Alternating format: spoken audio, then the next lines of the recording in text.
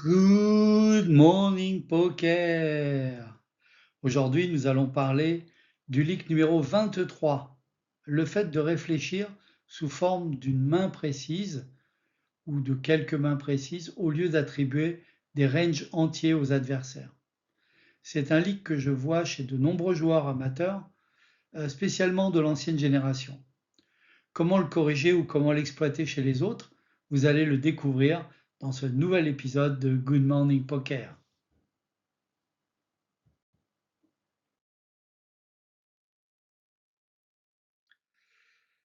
Le but, c'est de penser en range et non pas en main. Donc, au lieu de mettre vilain sur une main précise, genre il a sûrement As-Dame, et tu joues tout ton coup sur cette croyance, tu es peut-être en train de commettre un leak énorme, penser en main et pas en range. Le problème, c'est que le poker est un jeu d'informations incomplètes, mais c'est pas de deviner une carte cachée ou les deux cartes cachées de ton adversaire. C'est évaluer une plage de mains possible, un range, un éventail de mains, et ajuster tes décisions en fonction de la totalité du range adverse. Autrement dit, si tu te focalises sur une seule main, tu risques de surjouer des bluffs ou de sous-jouer des value bets. Et en fait, tu vas te level tout seul et tu vas perdre beaucoup de jetons. Dans cette vidéo, on va voir comment passer du thinking process il a ça ou il peut avoir ça ou ça à une réflexion sur un range global. Ce changement va transformer toutes tes prises de décision. Deviner une main, c'est de la divination. Mais jouer contre une range, c'est de la stratégie gagnante. Donc, penser à une seule main, c'est comme croire que ton adversaire, croire ou deviner que ton adversaire a exactement roi de cœur, valet de trèfle et rien d'autre. En réalité, sur ce spot-là, il peut avoir plein d'autres mains possibles. Si tu penses à toutes les cartes possibles à un range de mains, tu prends de meilleures décisions que si tu pensais juste à une ou deux mains. D'ailleurs, j'ai fait une vidéo sur le hand reading que vous trouverez dans la chaîne Good Morning Poker un peu plus avant.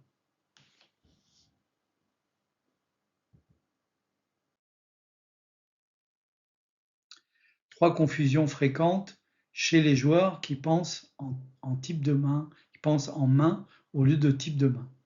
Je pense qu'il a As-Roi. Erreur. Dans ce spot, on s'aperçoit qu'il peut avoir As-Roi, c'est sûr, mais aussi As-Dame, paire de 10, etc. Une autre confusion. S'il paye ici, il doit avoir forcément un brelan. Erreur. Il peut aussi avoir un tirage ou une top paire avec un kicker moyen. La phrase qu'on entend très souvent. Je l'ai mis sur cette main-là. Ça, c'est pas une lecture de range, c'est un pari risqué.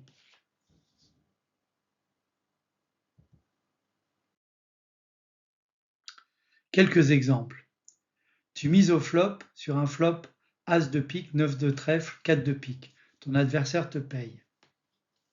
Tu penses, il a As-Dame par rapport au fait qu'il a payé. Mais pourquoi?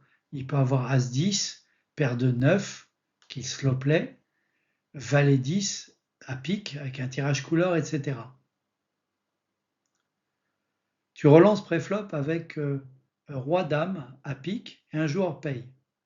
Tu crois qu'il a juste une petite paire. Mais non, il peut avoir aussi As-Valet, 10 et 9 suités, As-2 suité, en fonction de sa position.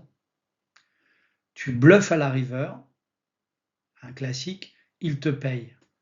Il y a un potentiel de flush sur le board, tu dis, ah, il a sûrement la flush. Mais en fait, il t'a simplement payé avec top pair.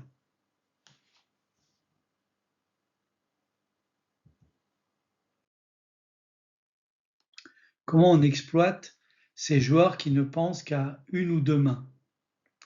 Eh bien, on va s'en rendre compte parce qu'ils fold toujours trop vite ou ils payent trop souvent suivant l'idée qu'ils se sont faite de la main que tu peux avoir. Donc tu peux bluffer beaucoup plus contre quelqu'un qui fold dès qu'il n'a pas la main qu'il imagine chez toi. Par exemple, tu peux représenter un as au flop, ce qu'il va imaginer avec sa paire de roi ou sa paire de dame que tu as touché ton as au flop. C'est un grand classique. Il va d'ailleurs te montrer sa paire de roi ou de dame qu'il a foldé en disant oui, c'est toujours comme ça tombe sur moi, j'ai un flop avec un as qui tombe et qui me bat. C'est vrai, j'ai vraiment pas de chance. En fait, tu ramasses le pot, en fait, tu n'avais pas du tout l'as, mais tu avais misé en position contre lui. Au contraire, tu vas lui bet plus cher s'il paye tout ce qui ressemble à un tirage manqué.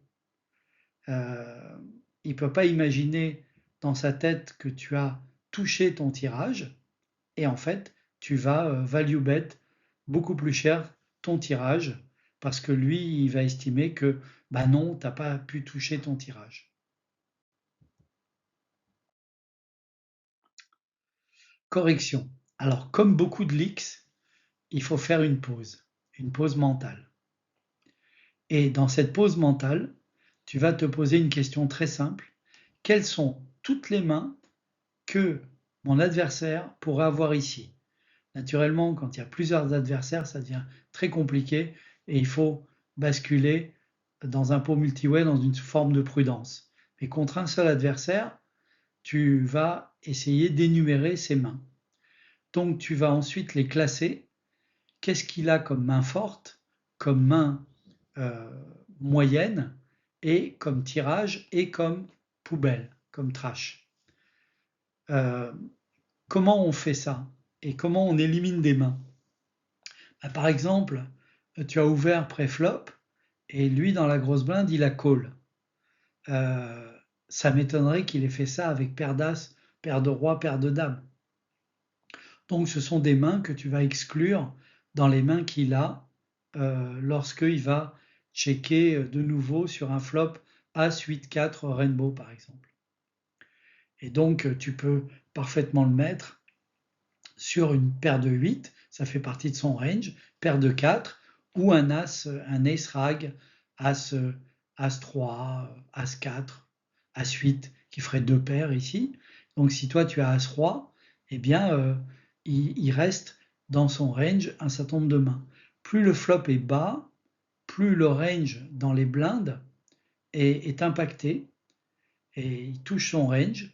Et plus quelqu'un joue en début de parole, plus il a des cartes hautes, notamment des paires ou des premiums comme As-Roi, As-Dame.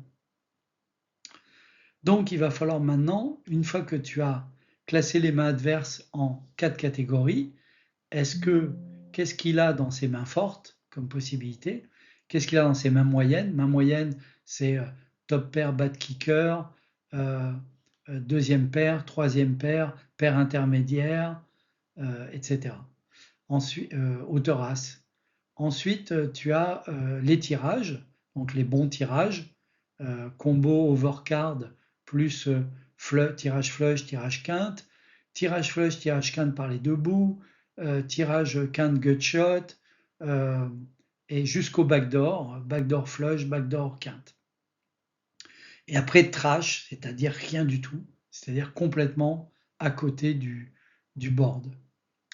Donc arrive maintenant la troisième phase de la correction, il faut peser chaque catégorie. Alors, combien il y a de mains dans la catégorie des mains fortes chez lui, combien il y a de mains dans la catégorie main moyenne, combien il y a de mains qui sont dans la catégorie tirage et combien sont des poubelles. Combien te battent et combien tu bats.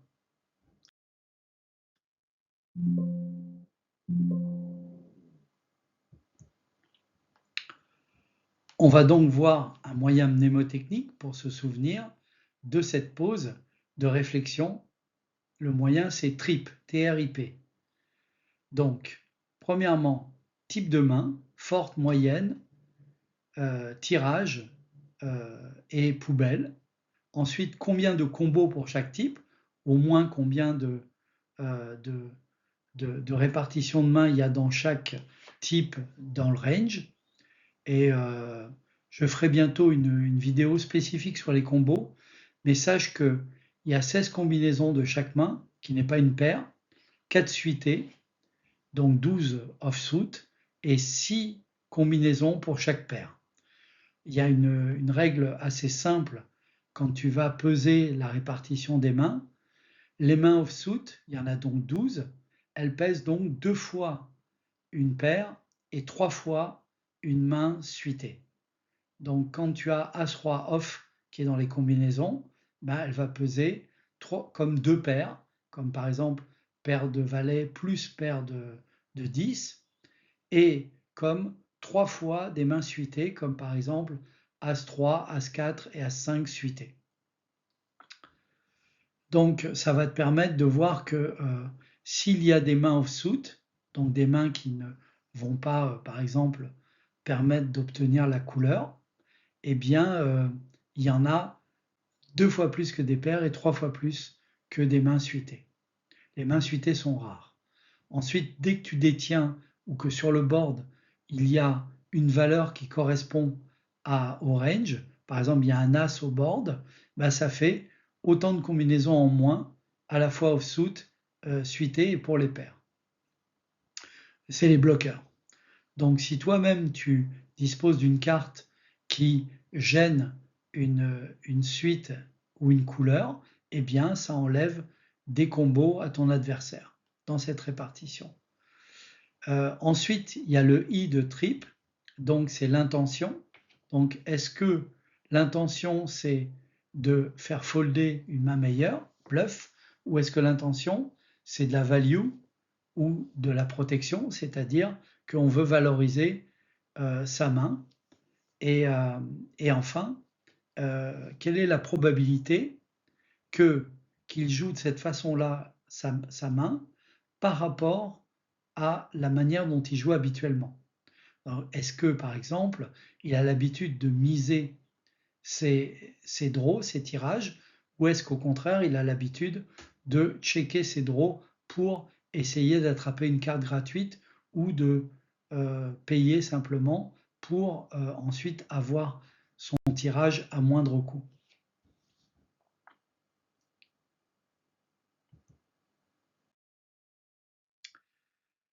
Résumé du point sur le leak entre mettre l'adversaire sur une main et jouer avec des ranges. Donc au poker, un range, un éventail de mains, c'est l'ensemble des mains qu'un joueur peut raisonnablement avoir dans une situation donnée.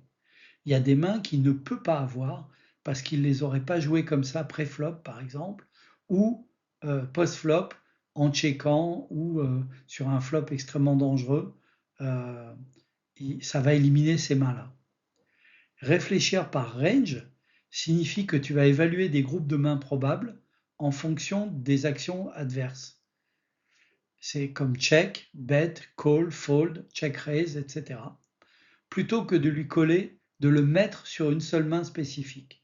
C'est fondamental.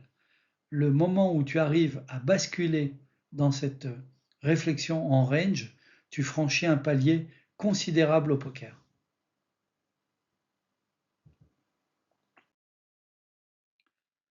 Voilà, tu trouveras tous mes livres en français. Je les ai écrits en français. Poker Instinct sur Amazon.fr. J'ai commencé à écrire en 2010 en prenant beaucoup de notes sur mes différents niveaux quand j'ai recommencé à jouer au poker et quand le poker en ligne est arrivé. Et donc à chaque niveau que j'avais atteint, j'ai écrit un livre correspondant depuis la sardine, puis le poisson clown. J'ai commencé à calculer les pot odds, les différentes probabilités de rencontre, puis le piranha qui pique un petit peu plus mais qui est quand même un tout petit poisson, le mérou qui commence à être un gros prédateur, puis je me suis rendu compte du problème du mental, donc j'ai écrit le 5e livre, La Remanta, avec un certain nombre de trucs sur la gestion du tilt et également les problèmes de méditation, de style de vie, de nourriture, de respiration, etc. Et puis les sharks qui commencent à réfléchir en range et qui commençait à utiliser des outils comme les trackers et puis après les solvers. Et puis le dernier que j'ai écrit, suite à mes championnats du monde à Las Vegas l'année dernière, Les Dauphins, qui résume un peu tout le parcours pour arriver à un joueur confirmé. N'hésite pas à t'abonner à ma chaîne YouTube gratuite, Good Morning Poker, et je te dis à bientôt.